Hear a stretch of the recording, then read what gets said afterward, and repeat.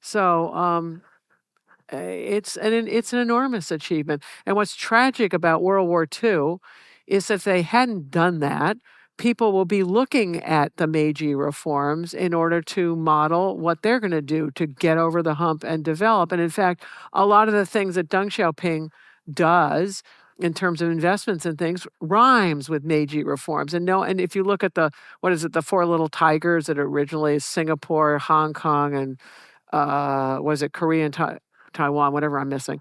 A lot of their development, it parallels in a lot of ways of what the Meiji reformers did. Well, these are Japanese ideas, but they're not getting credit for them because of the brutality of World War II, where you're thinking of that and thinking, well, if I say nice things about Japan, I'm endorsing this other stuff. No, they're two separate topics, different generations.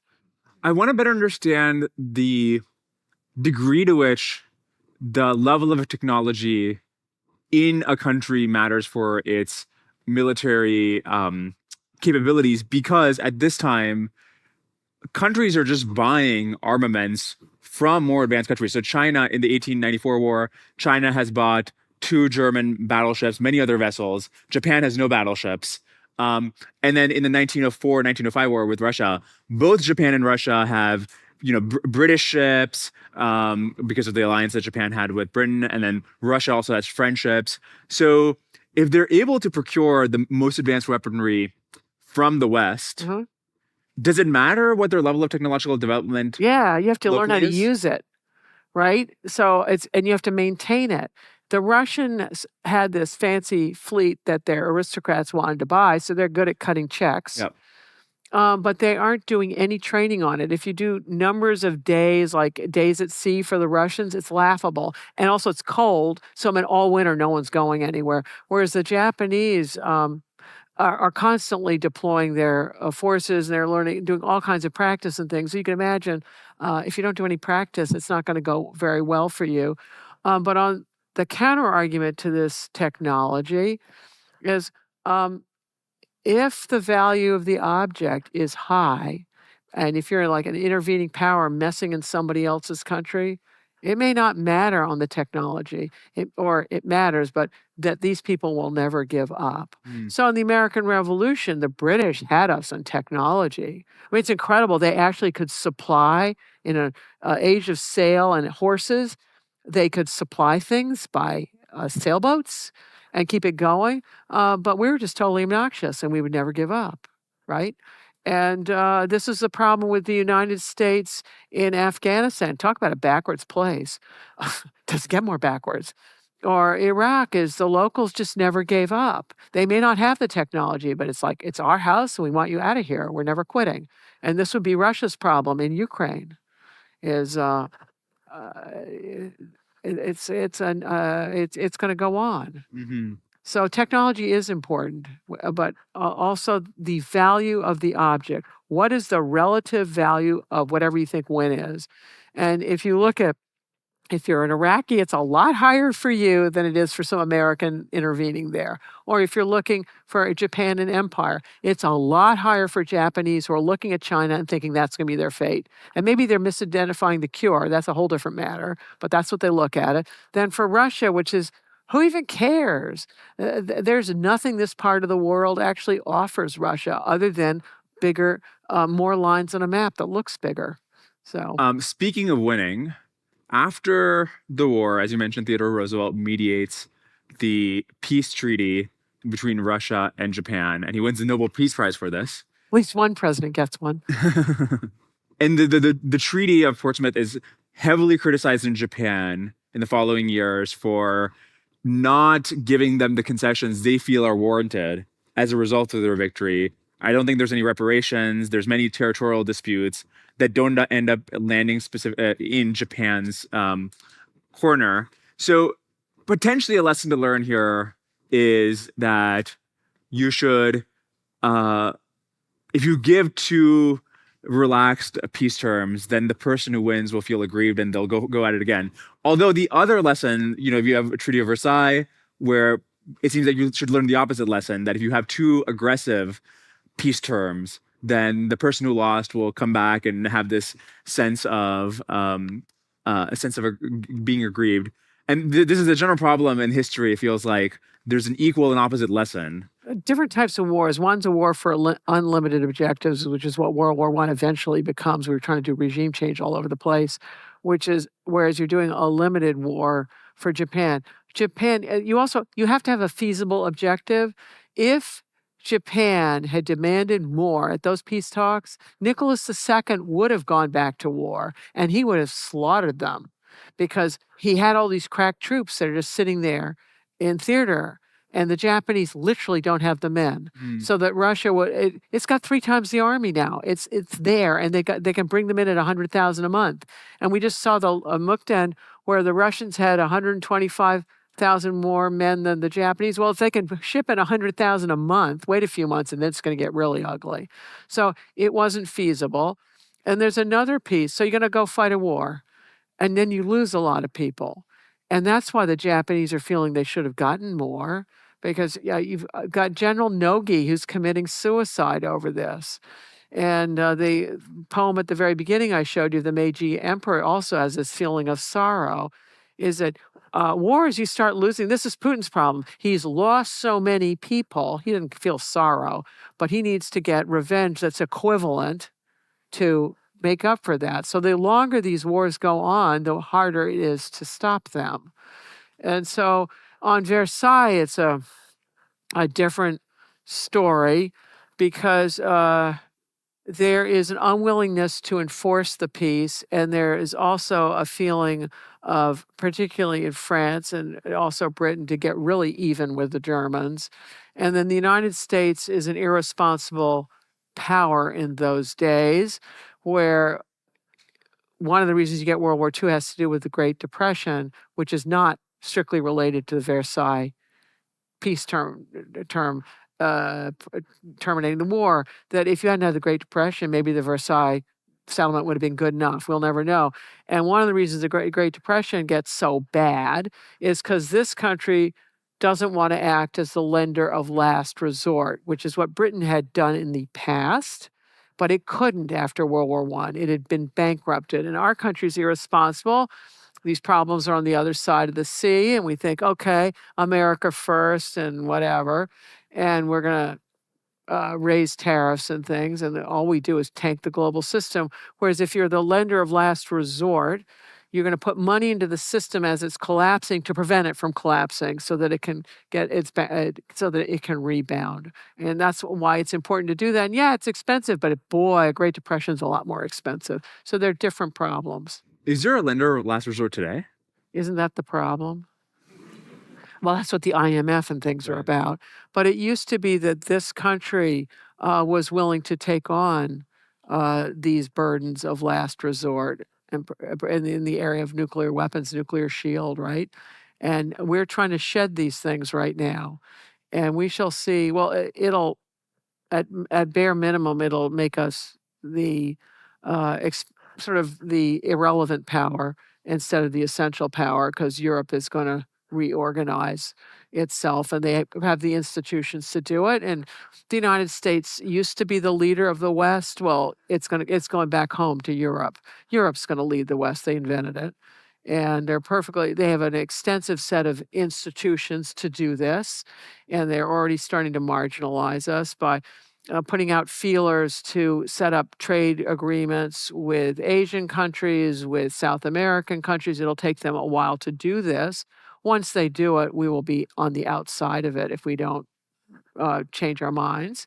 And they're going to get stronger institutionally. And what is it? Churchill said something about allies. The only thing worse than working with allies is trying to survive without them. That you're better off with lots of friends going after bullies in the world than you are by yourselves. And we'll find ourselves by ourselves. And other countries have tried to tangle with China all by themselves. Japan did it when China was an undeveloped country. It did not work well. You want to have friends when you do this. But we're making pivotal errors and we will pay for them. Maybe this is a subtle but recurring disagreement between us that has come up in different Q&As. That's fine. But I do want to find wrong. the crux. I could be wrong. Is that it seems like the quality of institutions is central in your thinking of how well a country will do or how central it will be in the future. And for me, it's much more just like how big is your economy, how big is your population. And so let me just finish the thought Yeah. here. If you think that the center of, I don't know, the Western alliance shifts to Europe, maybe you think like, oh, their institutions are good and that's why it'll happen. But it seems to me America is just such a big and powerful country economically that it would be difficult for Europe to displace us, even if we make these mistakes in terms of our alliances and diplomacy. Well, let me ask you a question. Why isn't it that Argentina, which is a really big country, tremendous resources, why isn't it a great power? Its economy sucks. I think if its economy was better, I think it Yeah, might but be. why does its economy suck? Excuse me, not my choice of words. But that's a result of mistakes in domestic policy with Peronism, not with its Oh, mistakes in foreign engagement. oh, okay, I agree that the domestic policies matter a lot. okay, but aren't we talking? Perón is a populist leader. Populists, by definition, aren't people who are institutionalists. They're like me. I'm so special kind of person. Mm, And so, aren't you actually telling me that Argentina has inadequate domestic institutions and they failed? agreed. So okay, So so I'm back to institutions. this is great because then we're identifying the real crux. So that maybe the crux is we both agree that institutions matter. I think they really matter because they shape the trajectory of economic growth. Yeah, yeah, yeah. Okay, They but do. I think like this They sort of like do. their effects on right. Oh, Like they I do. think Look at Russia. I mean, lousy institutions. That place should be rich. But so I think Europe's institutions are still bad because the rate of economic growth in Europe is quite bad. Whereas you might think they're better than I think they are No, because they're like good at diplomacy. I suspect that this crisis now, because it's existential with Putin, that it will force them to clean up these institutions. It will take them time. Maybe I'll be dead wrong, or maybe I'll be wrong, dead. Who knows? But how that all works. But I suspect because usually an existential threat is clarifying. And you can see Ukraine trying desperately to clean up its institutions. That's a lot further to go than Europe does. I suspect that Europeans are going to clean up some of this. It'll take them time. It'll take them time. But they have to because the piggy bank here is no longer willing to fund their defense. And so there's merit, and the Europeans need to pick up the tab on their defense, and they should have done it earlier. Without a doubt, there's merit to that. But the way we're doing it, where we're going to cut ourselves out of the action. You want to put the screws on, but you want to also keep yourself part of it. We're overdoing it in some fronts. Yeah. And also, you're doing it in such an insulting way. I'll give you some Machiavelli on this one. So he's the founding father of political science. And he talked about motivating people with fear, love, and hate. And he's talking about in the Prince, these princes. And he says, he just says, forget about love because you can't make people like you, right? You can do everything, people still don't like you. And he's a big man on saying, make them fear you because you can really motivate people. But he says, don't make them hate you. If they hate you, they will fight you. Well, if you're running around serially spitting your allies in the face, they are going to hate you. And it won't work out well. It's just it's a bad strategy. Don't do it. The clickbait of insulting someone who comes to your house, that's very temporary. But the hatred of it, and also other people viewing it and going, this is what qualifies as American diplomacy. Those memories are long term. It's unwise. Mhm. Are you game from some audience questions? Sure. Okay, Anonymous asks, Anonymous, brave person. what is a good grand strategy for minor power that wants the status quo to continue? For example, President of South Korea probably does not want China and the US fighting over Taiwan. It's allies and alliance systems. Smaller powers have been tremendously influential in the rules-based order on how it's developed. In fact, they've provided some of the really good ideas over the years. So it's cooperate because if you have allies, this is what the United States doesn't get. Yeah, we're big, but if we're going after everybody else, they're bigger. So if you're small, and this is how Europe is important. There are a lot of small countries or medium countries, but when they get together, they get powerful. When they add in Japan, they got equivalent GNP of us. And then you start adding other people in, and they're bigger. And yes, it takes a long time to negotiate whatever the agreement is going to be, but once you agree, it's powerful. And so that's the answer. Mm. This is how we have as much of a rules-based order as we do, which allows everyone in the audience to take a little piece of plastic called a credit card, go to any country in the world, pretty much. I wouldn't go to North Korea, but most countries, and you use that credit card. And if it says you have enough money to buy a Mercedes and there's a Mercedes in the shop, the chances are the credit card will go through and you can buy your Mercedes. And it's just a piece of plastic, but this is the rules-based order that most of us are into, and it's because we agree with each other on these things. Denny Trimkev asks, what made Japan a more fertile ground for Western ideas than China? Was China just too big for meaningful institutional change in the same time scale? This is my guess, because who knows? But I think China is suffering from the incredible success of its civilization. It had been the dominant civilization of Asia forever and ever for excellent reasons. I mean, if you look at the achievements of China, they're amazing. And for Japan, it had always been in China's shadow, and the Japanese had always tried to learn from others. The Chinese also learned from others. A lot of their institutions come from the Manchus, right? But they pretend that we sinify these people, and so they're actually Han Chinese achievements. Well, not so much actually.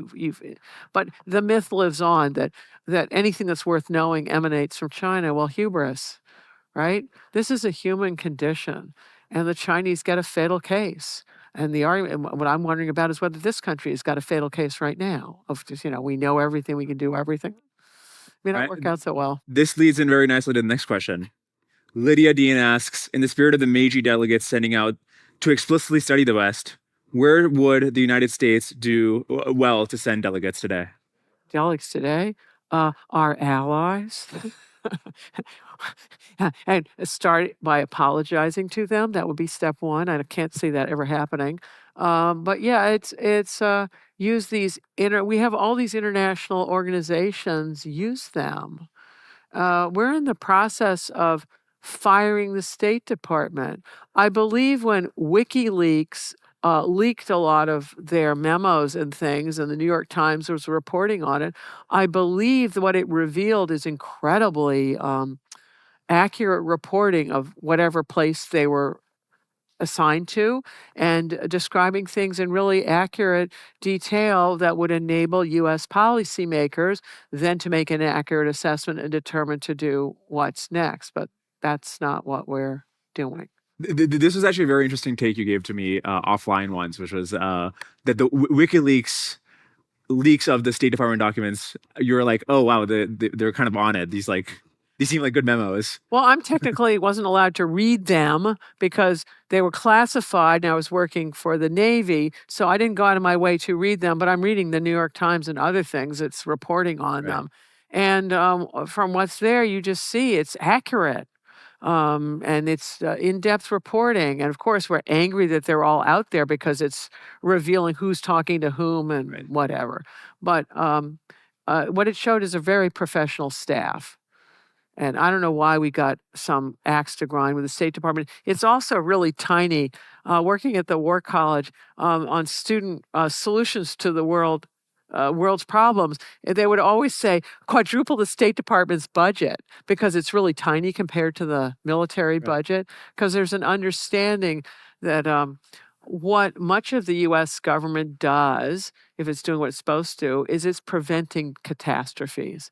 So if you're sending your State Department out there, you're trying to prevent, like an Indo-Pakistani nuclear war. And we've sent diplomats at different times to prevent that from happening. And who knows why it didn't happen? Maybe it wasn't the State Department, but all over the world trying to prevent these things. Or if you think about the government, it's about setting all these standards to prevent disasters. Like I've talked to you offline, so it's going to be repetitive for you. But like you immunize people to prevent disease. Can I prove who didn't get what? No, I can't. I can talk about people who got bad reactions to it. But then there's a failure to understand, yeah, there are some bad reactions, but let's look at the much greater number of people who are alive in our own day.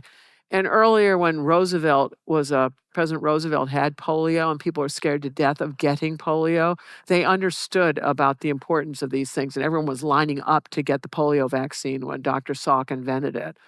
And there are other things like having enough meteorologists to predict storms, and so you can get people out of summer camps when you need to get the people out of summer camps, and having appropriate spending the government funds to have the appropriate uh, sirens and things. And what people aren't looking, they're looking at the expense of doing these things and saying, they're preventing disasters. And people, it's the negative objectives. So you can't measure the things that fail to happen, but I assure you, averting a catastrophe, you're saving a lot, probably a lot more than whatever you're spending on the budget. And I get it, the US government needs to be much more efficient. I get it. But tearing the whole place down is going to be a mistake, and we will get more catastrophes. All right, next month we're doing a podcast with you and Elon together. Oh, Elon? Oh, lucky me. Oh, well, that's a whole other thing. There are... Maybe we should save that for the next lecture. Yeah, okay. Oh, yes. Yeah, the different varieties of American hubris. Yes. Welcome to San Francisco, Sarah. Well, one a variant of hubris A is, I'm an American. I don't need to consult any other country, and it's just whatever Washington does or doesn't do. That determines how the world works. It's half-court tennis. It ignores what the other team is doing, and it doesn't work out well. And then there's a Silicon Valley or whatever it is. It's a different variant. It's what I call type 2 hubris. It's, I'm incredibly talented in one area, which he is, incredibly talented, or whatever. He's made himself a household word. Not everyone can do that. But you're thinking, because I'm good at one thing, this is transferable to everything else. Well, okay, I got news. There's all kinds of expertise, and it's important. But if I take a really good hairdresser and make them an auto mechanic, or the auto mechanic a hairdresser, it is not going to work out well. So you have to line these things up correctly. And this type 2 hubris is thinking, oh, I'm smart at one thing, and therefore I can do everything. And these people are making decisions in areas where they have no expertise, and it will not work out well. Great place to close.